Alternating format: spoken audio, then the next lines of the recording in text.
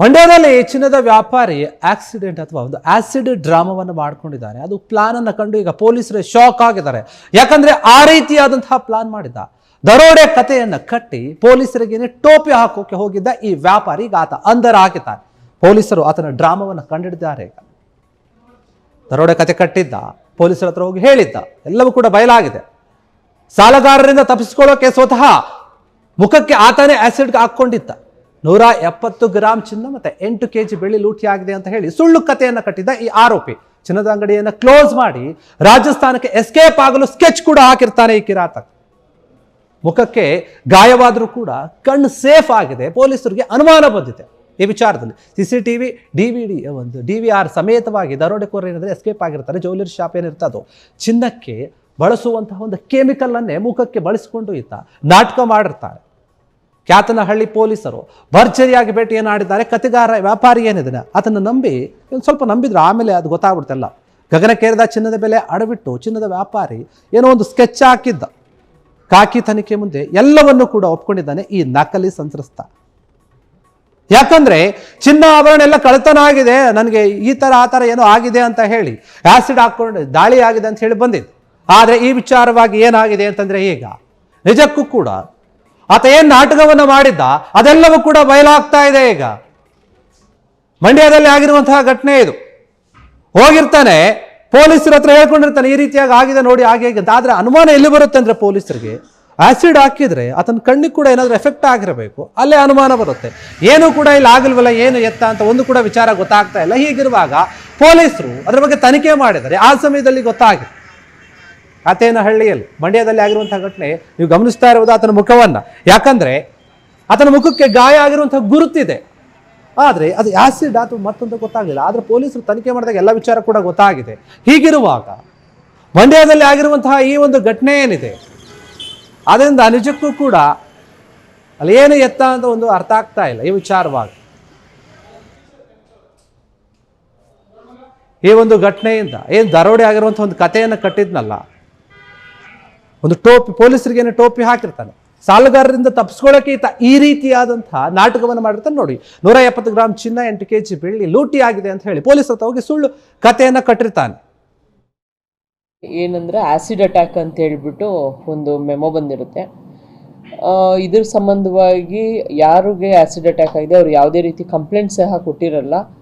ನಮ್ಮ ಆಫೀಸರ್ಸು ಅವ್ರನ್ನ ಕರೆಸಿ ಏನು ವಿಚಾರ ಆಗಿದೆ ಅಂತ ಕೂಲಂಕಷವಾಗಿ ಕೇಳಿದಾಗ ತಿಳಿದು ಬರ್ತದೆ. ಇವರ ಹೆಸರು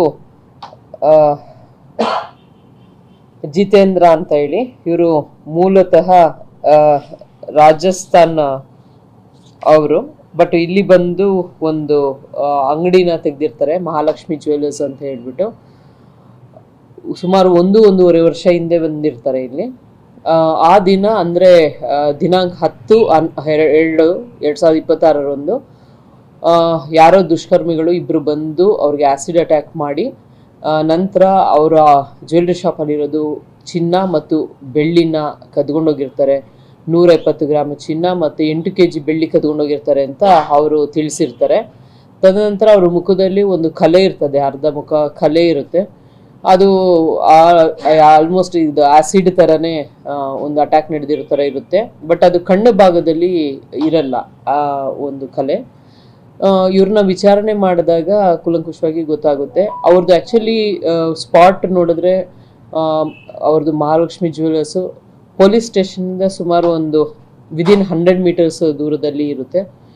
ಆದರೆ ಅವರು ಸ್ಟೇಷನ್ಗೆ ಅವರು ಕಂಪ್ಲೇಂಟ್ ಯಾಕೆ ಕೊಟ್ಟಿಲ್ಲ ಅದ್ರ ಬಗ್ಗೆ ಎಲ್ಲ ವಿಚಾರ ಮಾಡಿದಾಗ ಅವರು ನನಗೆ ತುಂಬ ಉರಿ ಇತ್ತು, ಹಂಗಾಗಿ ನಾನು ತಕ್ಷಣ ಟ್ರೀಟ್ಮೆಂಟ್ ತೊಗೊಳ್ಬೇಕಾಗಿತ್ತು ಹೇಳ್ತಾರೆ. ತದನಂತರ ಹೇಳ್ತಾರೆ ಅವರು ಯಾವುದೋ ಸ್ಪ್ರೇ ಮಾಡಿದರು ನನಗೆ, ನಾನು ಅನ್ಕಾನ್ಷಿಯಸ್ ಇದ್ದೆ 45 minutes.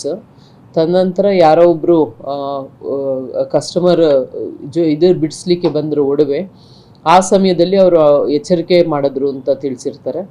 ಇದೆಲ್ಲನೂ ನೋಡಿದಾಗ ಆಮೇಲೆ ಅವರು ಹಾಕಿರುವಂಥ CC ಕ್ಯಾಮ್ರಾ ಅದು ಕಳ್ಳತನ ಮಾಡಿರ್ತಾರೆ. 3 ಗಂಟೆಗೆ ಬಂದಿರುವಂಥ ಯಾರೋ ದುಷ್ಕರ್ಮಿಗಳು ಹೋಗ್ಬೇಕಾದ್ರೆ DVR ಸಹ ಕಳ್ಳತನ ಮಾಡ್ಕೊಂಡು ಹೋಗಿರ್ತಾರೆ ಅಂತ ತಿಳಿಸಿರ್ತಾರೆ. ತದನಂತರ ಇವರು ಯಾರ್ಯಾರನ್ನ ಭೇಟಿ ಮಾಡಿದ್ದಾರೆ ಎಲ್ಲರನ್ನೂ ನಾವು ವಿಚಾರಣೆ ಮಾಡಿದಾಗ ತಿಳಿದು ಬರ್ತದೆ. ಅವರು 9 ಗಂಟೆ ಸಮಯದಲ್ಲಿ ಆ ಒಂದು CC ಕ್ಯಾಮ್ರಾ ಫುಟೇಜ್ ಅವ್ರ ಫ್ರೆಂಡ್ ಒಬ್ಬರಿಗೆ ತೋರಿಸಿರ್ತಾರೆ. ಅವರು ನಮ್ಮ ವಿಚಾರಣೆ ಸಮಯದಲ್ಲಿ ಅವರು ತಿಳಿಸ್ತಾರೆ 9 ಗಂಟೆಯಲ್ಲಿ ನಾನು CC ಕ್ಯಾಮ್ರಾ ಫುಟೇಜ್ ನೋಡಿದೆ, ಯಾರೋ ಬಂದು ಅದನ್ನು ತಗೊಂಡು ಹೋಗಿದ್ದಾರೆ ಅಂತ ತಿಳಿಸ್ತಾರೆ. ಆಗ ನಮಗೆ ಗೊತ್ತಾಗುತ್ತೆ, ಯಾಕೆಂದರೆ 3 ಗಂಟೆಗೆ 3:15ಗೆ ಹೋಗಿರೋಂಥ DVR, ಕಳುವಾಗಿರೋಂಥ DVR 9 ಗಂಟೆಗೆ CC ಕ್ಯಾಮ್ರಾ ಫುಟೇಜ್ ಹೆಂಗೆ ನೋಡ್ಲಿಕ್ಕೆ ಸಾಧ್ಯ ಅಂತ. ಆಗ ಕೂಲಂಕುಷವಾಗಿ ವಿಚಾರಿಸಿ ಮಾಡಿದಾಗ ಅವರು ಆ್ಯಕ್ಚುಲಿ ಅವರ ಫ್ರೆಂಡನ್ನು ಅವರು ಕರೆಸ್ಕೊಂಡಿರ್ತಾರೆ, ಆರ್ಯನ್ ಅಂತ. ಆ ಆರ್ಯನ್ನ ಕರೆಸಿ ಇವರೇನೆ 1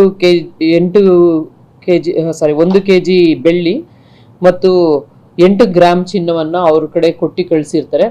ಇವ್ರದ್ದು ಜಿತೇಂದ್ರ ಅವ್ರದ್ದು ಏನು ಪ್ಲಾನ್ ಇರುತ್ತಂದರೆ, ಸ್ವಲ್ಪ ದಿವಸದಲ್ಲಿ ಇಲ್ಲಿ ಪೂರ್ತಿ ವೈಂಡ್ ಅಪ್ ಮಾಡಿ ಅವ್ರ ಬಿಸ್ನೆಸ್, ಅವರು ವಾಪಸ್ ಅವ್ರ ನೇಟಿಗೆ ಹೋಗ್ಬೇಕಂತ ಇರುತ್ತೆ. ಆ ದೃಷ್ಟಿಯಿಂದ ಇವರು ಇದು ಕ್ರಿಯೇಟ್ ಮಾಡಿರ್ತಾರೆ. ತದನಂತರ ಅವರು ಒಂದು ಕೆರೆಯಲ್ಲಿ DVR ಬಿಸಾಕಿರ್ತಾರೆ, ಅದು ಸಹ ರಿಕವರಿ ಆಗಿದೆ. ಇದು false information to the police officer ಮಾಡೋದು ಒಂದು ಅಪರಾಧ ಇದೆ.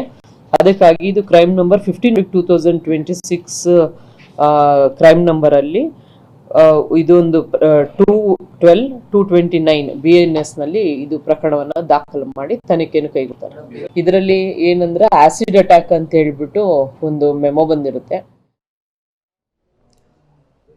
ಜಿತೇಂದ್ರ ಸಿಂಗ್ ಏನಿದ್ದಾನೆ, ನನ್ನ ಅಂಗಡಿಯಲ್ಲಿ ಕಳ್ಳತನ ಆಗಿದೆ, ಎಲ್ಲವೂ ಕೂಡ ಲೂಟಿ ಮಾಡ್ಕೊಂಡು ಹೋಗಿದ್ದಾರೆ, ನಾನು CCTVಯಲ್ಲಿ ನೋಡಿದ್ದೀನಿ ಅಂತ ಹೇಳಿ ಪೊಲೀಸ್ ಸ್ಟೇಷನ್ಗೆ ಹೋಗಿ ಕಂಪ್ಲೇಂಟ್ ಕೊಡ್ತಾರೆ. ಆದರೆ ಆ ಕಂಪ್ಲೇಂಟು ನಿಜ ಅಂತ ಸ್ಟಾರ್ಟಿಂಗ್ ನಂಬಿರ್ತಾರೆ ಪೊಲೀಸರು. ಆದರೆ ಆಮೇಲೆ ಕೆಲವೊಂದು ಅನುಮಾನ ಬರುತ್ತೆ ಅವರಿಗೆ. ಅದನ್ನ ಪರಿಶೀಲನೆ ಮಾಡಿದಾಗ ಗೊತ್ತಾಗುತ್ತೆ ಯಾರೂ ಕೂಡ ಕಳ್ಳತನ ಮಾಡಿಲ್ಲ, ಈತೆ ಪ್ಲಾನ್ ಅನ್ನ ಮಾಡಿಕೊಂಡು ಆ ಎಲ್ಲ ಒಂದು ಚಿನ್ನಾಭರಣಗಳನ್ನು ತಗೊಂಡು ರಾಜಸ್ಥಾನಕ್ಕೆ ಎಸ್ಕೇಪ್ ಆಗೋಕೆ ಪ್ಲಾನ್ ಮಾಡಿದ್ದ ಅನ್ನುವಂಥ ಮಾಹಿತಿ ಗೊತ್ತಾದ್ಮೇಲೆ ಆತನ ಮೇಲೇನೆ ಕೇಸ್ ಹಾಕಿದ್ದಾರೆ. ಈಗ ಪೊಲೀಸರೇ ನಂಬುವ ರೀತಿಯಲ್ಲಿ ಹೋಗಿ ಆಸಿಡ್ ಹಾಕಿದ್ದಾರೆ ಅಂತ ಹೇಳಿ ಆತನ ಮುಖ ನೀವು ಗಮನಿಸ್ತಾ ಇರ್ಬೋದು. ಆಸಿಡ್ ಹಾಕಿರೋ ರೀತಿಯಾಗಿದೆ, ಆದರೆ ಅದು ಯಾವುದೋ ಒಂದು ಕೆಮಿಕಲ್ ಅನ್ನು ಉಪಯೋಗ ಮಾಡಿಕೊಂಡು ಚಿನ್ನಕ್ಕೆ ಲೇಪಿಸ್ತಾರಲ್ವಾ, ಆ ಕೆಮಿಕಲ್ ಅನ್ನು ಬಳಸ್ಕೊಂಡು ಈ ರೀತಿಯಾದ ಡ್ರಾಮಾ ಆಡಿದ, ಅದೆಲ್ಲವೂ ಕೂಡ ಈಗ ಪೊಲೀಸರಿಗೆ ಗೊತ್ತಾಗಿದೆ. ಕ್ಷಣ ಕ್ಷಣದ ಸುದ್ದಿಗಳಿಗಾಗಿ ಫ್ರೀಡಂ ಟಿವಿ ಸಬ್ಸ್ಕ್ರೈಬ್ ಮಾಡಿ, ಲೈಕ್ ಮಾಡಿ ಹಾಗೂ ಫಾಲೋ ಮಾಡಿ. ಹೊಸ ಸುದ್ದಿಗಳ ನೋಟಿಫಿಕೇಶನ್ಗಾಗಿ ಬೆಲ್ ಐಕಾನ್ ಮೇಲೆ ಕ್ಲಿಕ್ ಮಾಡಿ.